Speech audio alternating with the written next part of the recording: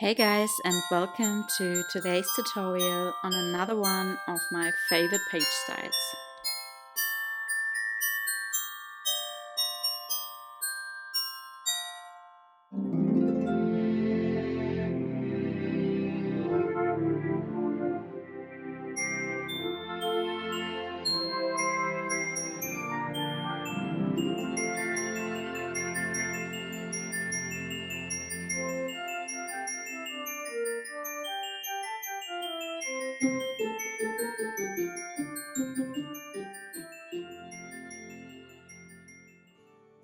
Okay, so let's just start with the tutorial for today. And the first step we always need to do for any of those page styles is to cut and score our cardstock as well as our pattern papers.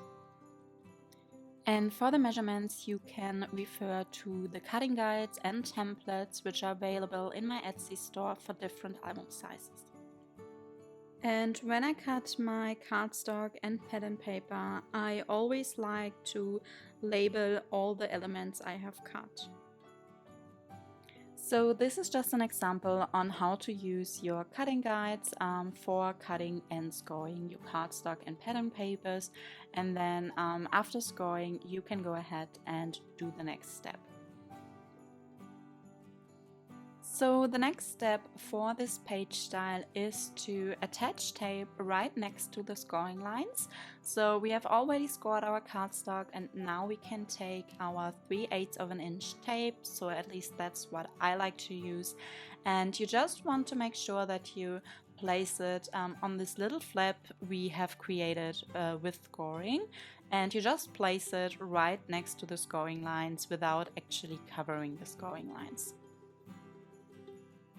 And after attaching our tape, we want to cut off the corners of the little flaps we created with scoring.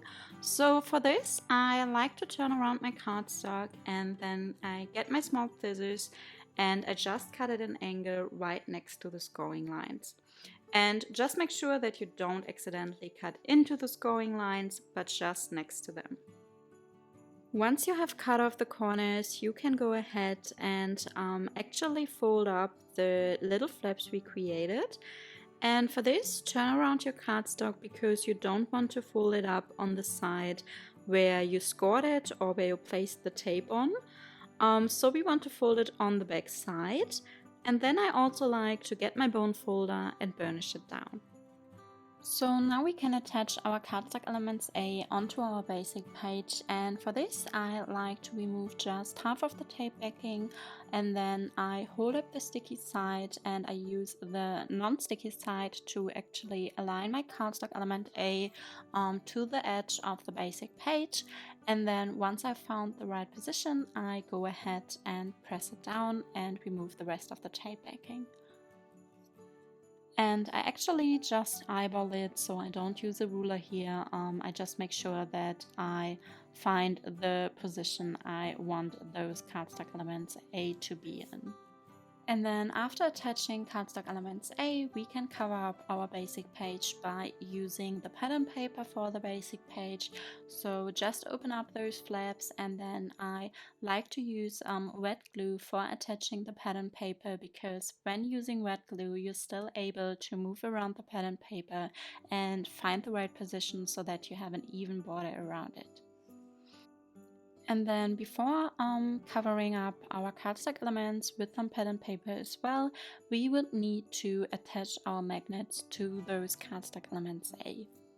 So I really like using these self-adhesive magnets, and I just remove the tape backing of one of those magnets and then I just place it underneath the cardstock element A, which would be the top flap, and then I remove the tape backing from the second magnet, which is already placed on top of those first magnet.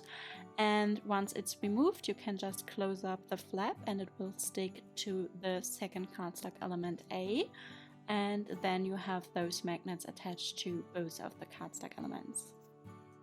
And now you can go ahead and cover up your cardstock elements with the pattern papers A. So again, I use my red glue to attach those pattern papers onto the cardstock. So yeah, that's already it for today's tutorial on the page style number 29, and this page style is a very simple page style, but I still like it, and I think it's great to have more simple page styles as well as page styles which takes a little bit longer to make, to include in your albums. So yeah, I really hope that you enjoyed today's tutorial. And if you did so, I would love to get your feedback in the comment box down below.